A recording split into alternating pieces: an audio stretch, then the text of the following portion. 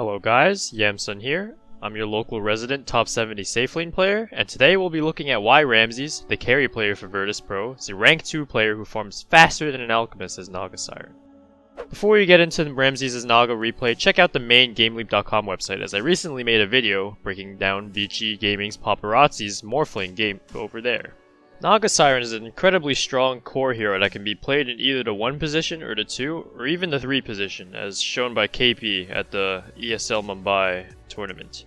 This hero is incredibly versatile in the sense that she can do a lot with a little bit, farms extremely fast, and is able to set a very powerful mid-game tempo that makes it annoying for enemies to deal with, as they'll have to constantly TP back to lanes to push them out due to Naga's incredible map presence, and as a result of that, Naga will be able to freely farm the majority of the map, allowing for her to hit a timing where she is stronger than almost anybody on the map, similarly to that of an alchemist's playstyle. Ramses, in particular this game, actually goes for the long con, and this game lasts almost an hour or so, meaning that the Naga Siren actually plays a big part in the fact that Radiant can't really make any plays on the map, even if they win a teamfight, simply because of how much Naga Siren is pushing out these lanes. So starting here, typically on Naga Siren, you'll max Mirror Image first, and your Riptide second whenever you can. Taking a point and ensnare earlier on can be advised if it gets you a kill, and it's typically like a in-the-moment thing, but otherwise, you want to have a 4-0-4 build typically for farming the most efficiently. This hero also does great with stacking Wraith Bands, as Wraith Bands give you all the stats you need to successfully farm the map without having to TP back to base. Gives you agility for clearing camps faster, strength for making the illusions tankier so that camps don't kill them, or creep waves, and gives you int. Which might be the most interesting factor about Wraith Bands, is that in the past, heroes such as Naga Siren struggled with mana regeneration, and were forced to get items such as Bottle, Ring of Aquila, or just a ton of clarities in order to sustain the illusion usage. Now, however, Wraith Bands give Naga Siren a significant amount of mana regen when you stack them up, making it so that you pretty rarely have to go back to base, considering that at level 4, Mirror Image only has a 115 mana cost, and you will typically regenerate almost all of it by the time the illusions have expired. Laning stage. During the laning stage, Naga Siren typically does a little bit less than most cores do. Riptide will push out the lane a lot, but it is also your prime usage ability for harassing the enemy. As a result, you want to be pulling a lot, or telling your supports to pull a lot, in order to maximize what you get out of the lane. With a hero such as Lich, in this case, Naga Siren can actually apply a lot of pressure to the enemy offlaner. But in most cases, Naga Siren will typically enjoy farming the lane for as long as possible before it becomes difficult to lane. For example, if you're laning against a Doom, you might want to leave once he gets level 6, or else you could be in threat of getting doomed and dying, and that would, as a result, cut back on your farming efficiency. The standard build on Naga Siren in terms of items earlier on, you can see here Ramses prefers 3 Wraith Bands. Sometimes people get 4, but ultimately this is up to preference, usually, or how great of a game you're having. After this, you'll want to go to Treads, and this is a bit of a different dynamic from years prior, where people would normally get Boots of Travels on Naga Siren and be an immense map threat. This Naga, however, is kind of different in this sense. Before, Nagas would use Radiance timing and Riptide in order to farm the map incredibly efficiently, but Radiance timing typically took like significantly longer than Naga's 3 Wraith Band and Treads timing that you can see exhibited in this video.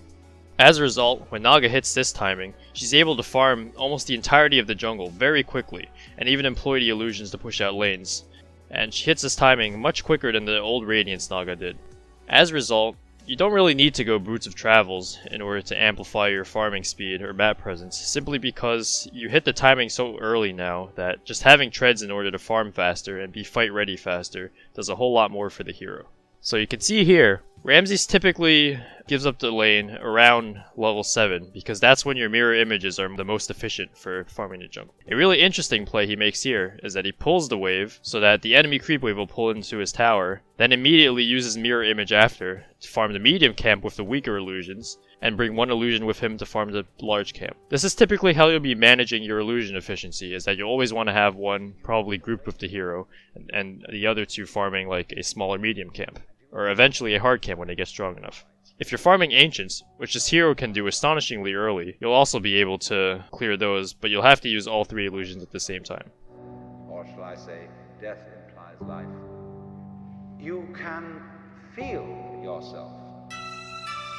At this point, Naga Siren is level 7 and can now leave the lane to his Lich in order to farm it out.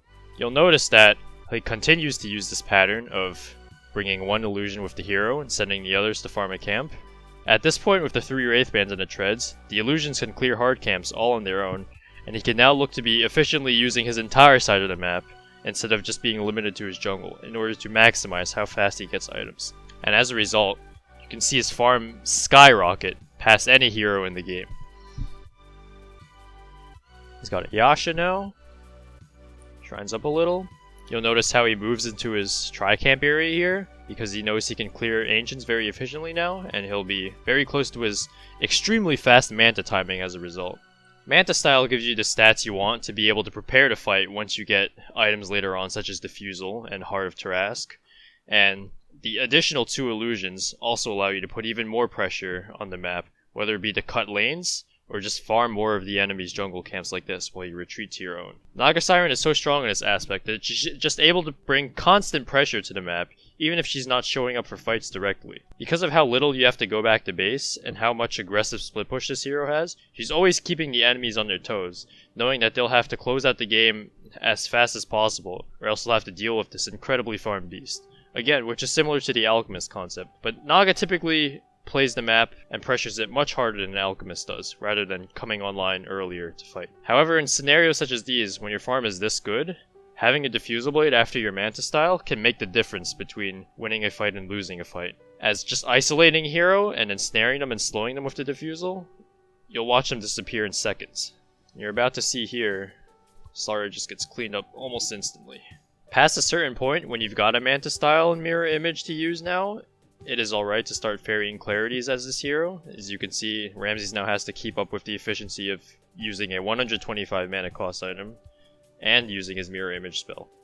He finally hits his Diffusal timing, which now makes him incredibly threatening to most heroes on the map. For people who don't typically play Naga Siren that much, you might not know that Ensnare is actually a very difficult spell to land. And I know it's point target and all, but the fact is the cast point on this spell is extremely long. Getting out of vision will cancel her animation, and it is pretty difficult to get this spell off in closed corridors, or if you're not in an open fight. Diffusal allows you to instantly slow down a hero, and get on top of them with your illusions and take them out before the slow duration, or further ensnare duration, is even over. You can see now Ramses starts playing the bottom side of the map, trying to create the most efficient farm possible for him, as he can clear out this entire jungle, create access to the middle lane wave, which will also relieve pressure from mid, making it so that the opponents have to deal with 2 lanes. They feel forced to come fight them here, because they know that lane pressure will have to be dealt with otherwise, and they won't have time to make a play, and it goes poorly. Naga then gets a free tier 2 tower bottom. She's now free to play even more of the map as a result of getting this objective. At this point, the Naga Siren can start splitting the illusions by themselves, because he deems that they're tanky enough to be able to deal with the creep waves and jungle camps on their own. And you can just see just how fast he farms this entire area in such a short amount of time. And even though Dire is losing for the majority of this game, this Naga Siren is literally the only factor that's keeping them in. You can also see here, using the Song of Siren allows you to escape from ganks by TPing out, also helps your team out. You typically don't want to use a spell before it hits level 2, or when you're level 12, because the cooldown is extremely long. It's 160 seconds, and that makes it pretty unusable for a while in comparison, so you only really want to use it if you have to. Right after Diffusal, to complete Naga's typical mid-game power spike, he gets a Heart of Tarask. This makes the illusions much tankier, also increasing their chance of surviving nukes or physical attacks being thrown at them in fights. Also guarantees that they'll be able to deal with jungle camps and creep waves on their own. This is also another factor of getting the strength talent at level 15 rather than the agility talent, because the illusions already do a lot of damage at earlier levels and keep scaling into later levels, so as a result, you typically just want to focus on making them tankier, because you know you can keep just making them stronger using items such as Butterfly. Remember, the more likely your illusion survives, the more it does in a fight, because an alive illusion is always better than a dead one. So finally here, around 37 minutes, you can see that despite being almost double ahead in kills Radiant is still unable to close out the game or even get a Rax just because of how much pressure this Naga puts on the map with her illusions. Their lanes are always pushed into them, and it's impossible to deal with them fast and efficiently just because of how tanky the illusions are, that they'll probably expire before you even manage to kill them. The Naga is 6 slotted with a lot of excess gold to spare, and the game typically keeps going on at this pace until Radiant eventually gets tired out and finally loses to the pressure. Thank you for watching, guys. If you enjoyed or learned anything about Naga Siren, please like and subscribe to help the channel grow.